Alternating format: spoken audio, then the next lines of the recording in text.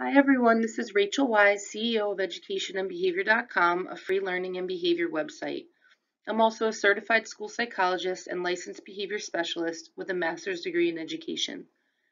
Thank you for joining me today to review 3 effective strategies for kids to solve math word problems. You can view the full article on educationandbehavior.com at the URL at the bottom of this slide. You know a child who needs help with math word problems? Some children need to be taught specific strategies that they can use to solve the problem. These are strategies that can be taught at home by parents or tutors or at school by teachers, assistants, etc. Research indicates that identifying keywords, pulling out relevant information, and creating visuals to represent math problems are effective methods for helping students truly comprehend word problems from the inside out. The use of multimodal teaching strategies, which is an evidence-based practice in which the child is taught concepts through a variety of modes, like hearing, seeing, and touching, is recommended and suggested in this article as well. For more about the research, see Research and Reviews, Journal of Educational Studies at the URL here, and Multimodal and Hands-on Strategies in Mathematics at the URL at the bottom here. Many times children have trouble solving word problems because they do not know which operation, like addition, subtraction, multiplication, or division, to use, and they don't truly understand what the question is asking. When trying to figure out the correct operation, it is important to pay attention to keywords, which are clues to what the problem is asking you to do, and relevant information. Word problems often contain extra information that is not relevant to the problem. For a related article, see 3 mental math addition strategies for kids, fun and engaging.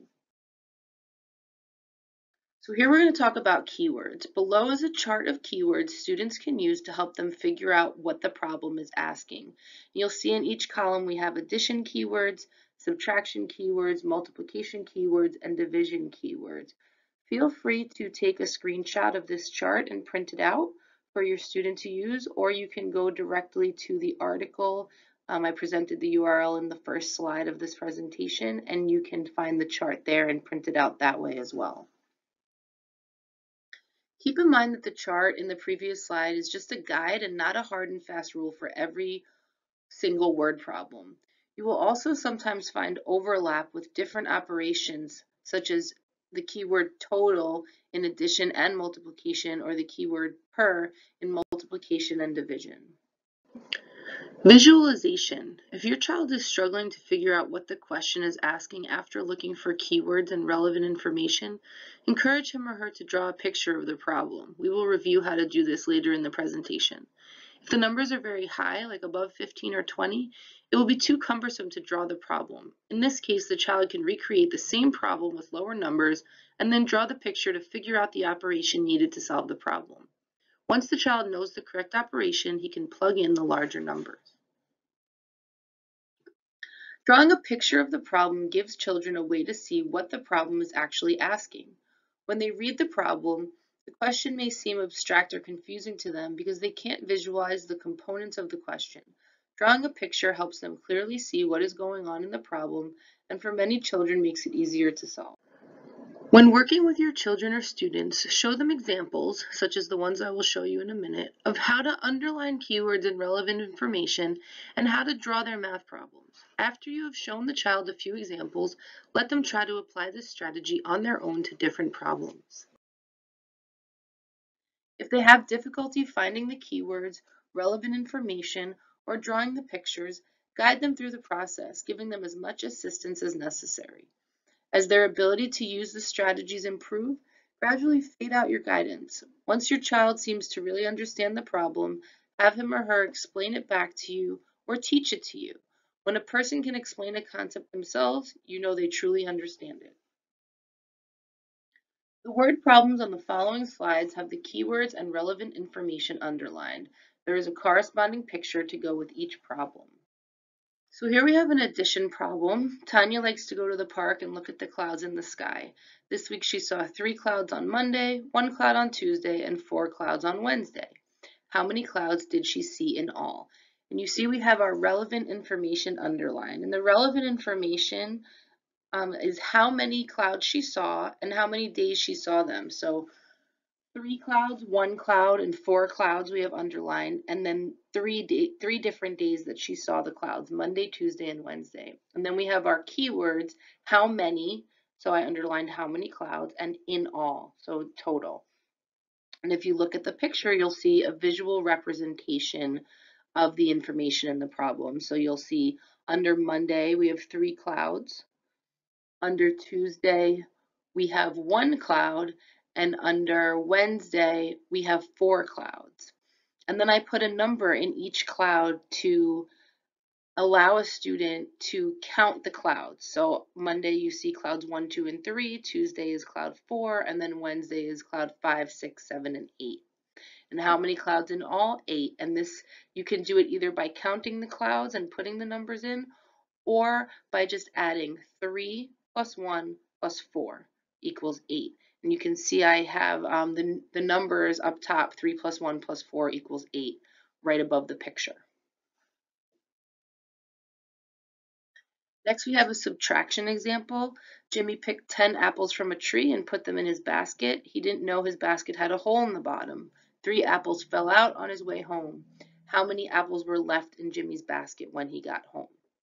So we could see the relevant information underlined, 10 apples, 3 apples fell out, and the keywords, how many and left. So how many apples were left? And you can see in the picture here, a basket with 10 apples in it. And I numbered all 10 apples, 1, 2, 3, 4, 5, 6, 7, 8, 9, 10. And we know there's a hole and 3 fell out. So I crossed out 3, 8, 9, and 10. And that leaves us with 7. So the equation is 10 minus 3 equals 7. And I also have that at the top of the image here. Next, we have multiplication, and the example is David's mom bought too much bottled water from the supermarket. She decided to give 2 bottles of water to each boy in his swim class. There were 6 boys in his swim class. What was the total number of bottles that David gave away? And you can see the relevant information underlined, 2 bottles, each boy, and there were 6 boys, and then the keywords total. What is the total number of bottles that David gave away? So if you look in the image below, you'll see I drew the 6 boys and 2 bottles next to each boy, and then I put numbers in the bottles to count them, which goes from 1 all the way to 12.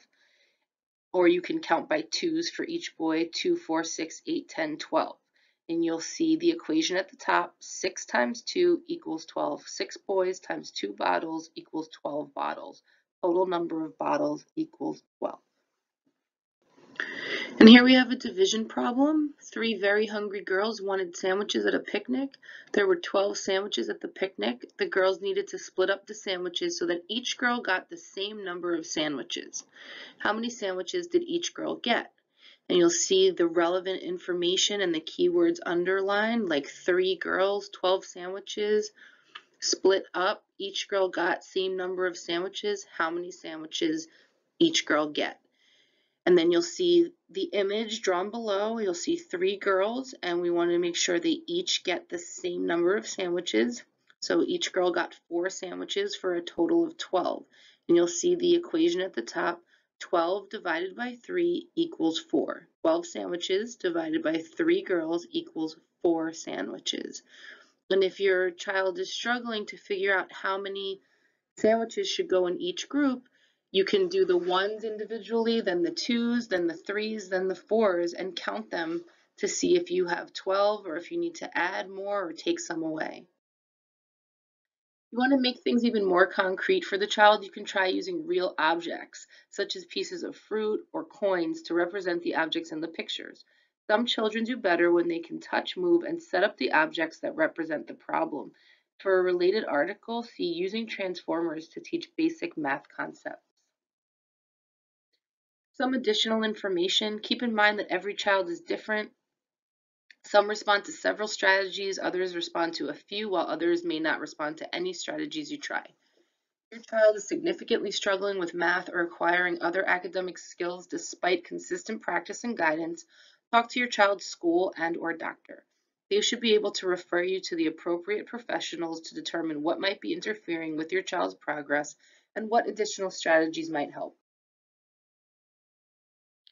Remember to always stay calm when working with a child or student, even if you think they should be getting something that they are not getting. If you get frustrated with them, they may start to feel anxious, angry, inferior, stupid, etc., which will lead to a less productive learning session. Keep sessions short, 5 to 10 minutes for younger children or children who get easily frustrated, and 10 to 15 minutes for older children or children who can work for longer periods without frustration, unless the child is eager to keep going. I also recommend reading 3 Ways to Use Timers to Encourage Homework and Chore Completion, and How to Use Schedules to Improve Children's Behavior for suggestions on how to encourage homework completion, especially when homework is taking a long time and the child is giving up, frustrated, rushing through the work, distracted, or refusing to complete the work. Thanks again for joining me to review 3 effective strategies for kids to solve math word problems. Stop by educationandbehavior.com and let me know what you think. If you like this video, don't forget to comment, like, and subscribe.